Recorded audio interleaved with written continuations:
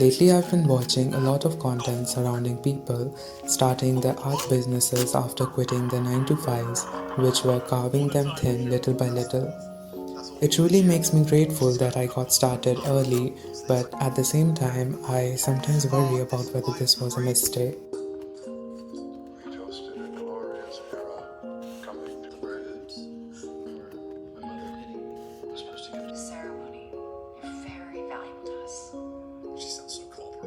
Don't get me wrong, I've enjoyed every part of starting and running Yarn Group, but sometimes putting myself out there can be hard, and putting my art out there is definitely harder.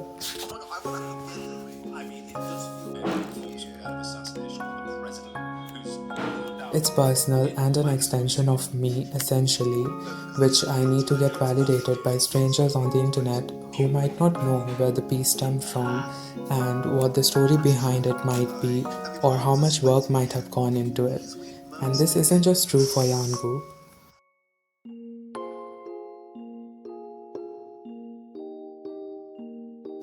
In case you are new, hello, I am Ifris and I have a cozy crochet business called Yarn Group, your local aesthetic supplier that I primarily run from Instagram. Now that we have been introduced, let's talk a little more about putting yourself out there. So, grab a snack and get cozy.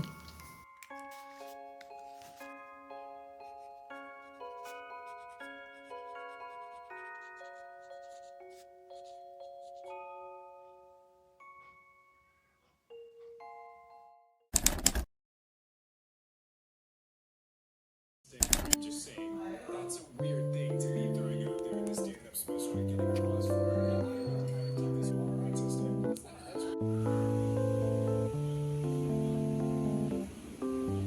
This apprehension about putting myself out there also holds true for my YouTube videos. I don't think there ever has been a video that I uploaded and didn't overthink about the quality of. Not to mention how brutal marketing your business through YouTube truly is. I don't know much about marketing, and the more I've tried to learn about it, the more I wanted to give up on it. It always seems like a hit or miss, and for the amount of work that goes into YouTube, the output sometimes doesn't even stand up to it. Like many small business owners out there, I have no idea how the algorithm truly works and what will go viral enough to help me get even 2 followers. But regardless, I persist, hoping that the next might gain enough traction. You know how they say on the internet, insert your favorite artist, makes music for the art, not the charts. It sounds good and might be true, but art can't fill your refrigerator with groceries and cabinets with snacks if it doesn't sell. Somehow making art has become a luxury because hobbies have become so expensive, but capitalism isn't what I want to dive into today. What I want to talk about is how putting my art out there has actually made me make less art and more products.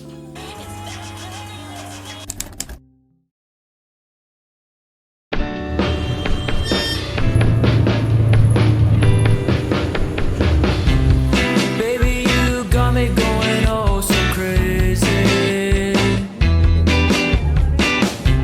You got me in my mind, I've been thinking so lately.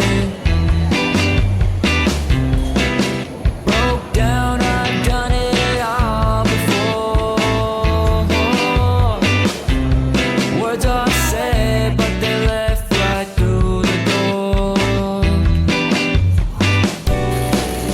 Like a storm that's under the sun.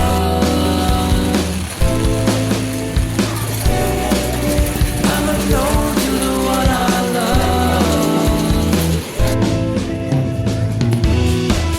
Play it out, baby girl, I'm a liar. No doubt, baby, you got me wired. Thought I had it all figured out. 1 for 4 as I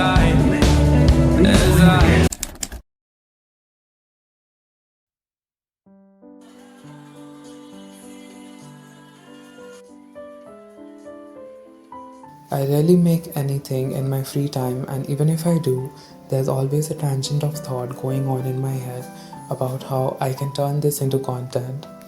And this sometimes even holds true while I'm experimenting and testing patterns for new products. There just isn't enough room for error, and this is not something that has been put upon me by you. You all couldn't be any sweeter and welcoming. It's just the prima donna in me, I guess.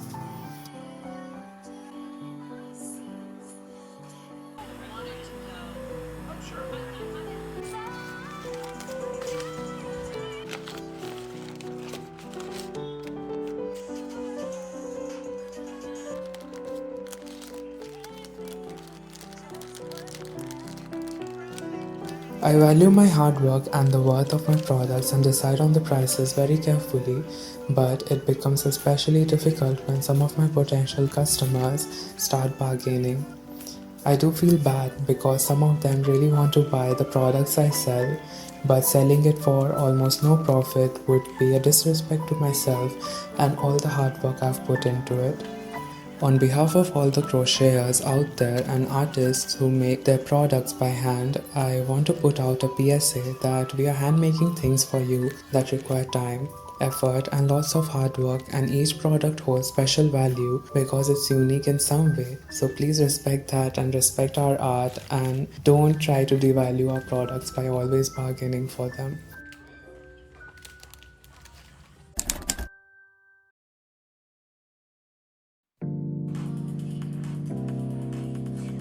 If you have noticed the recent shift in my content, then you'd realize how I've started showing less of my life and more about Yangu because there's only so much of myself I can put out there. I'm not a very social person, so this decision came very naturally to me, and quite frankly, I love how excited I get when talking about crocheting and the projects that I'm working on. It's like how a new parent gets excited and shows everybody their child's pictures. But this change also came about to be because a lot of times I found myself not doing something if I couldn't record it and make it a part of the next vlog. And setting up the camera frustrated me a little when the shot was only for 5 seconds, but for that I'd have to rearrange the whole house. Also, a lot of times I show the progress for my projects while I'm making them, and sometimes I just want to be a couch potato and crochet while watching a movie and not record any of it. For example, if I'm making a granny square tote bag and I've completed all the squares and want to move on to joining them, I can't do that unless I take some shots of all the squares. In a nutshell, I stopped being content unless I had something for my content. And obviously this is a me problem and not a YouTube problem. I was watching Meenali's video essay on the death of personal style, and some of the things she talked about in the video can also be applied to art. It should be personal and the experience should be tailored for you and not for others.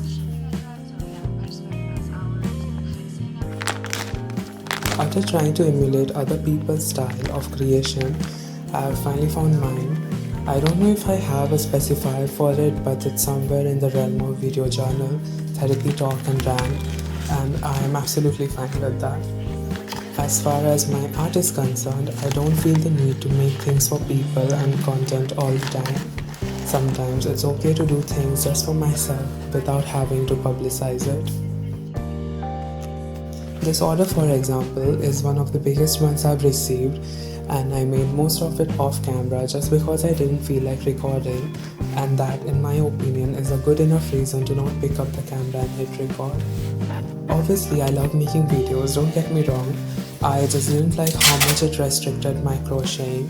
Putting your art out there can be hard, and I still encourage to put it out there, but never at the cost of your own creativity, time and joy. Take your time and just create for the love of it.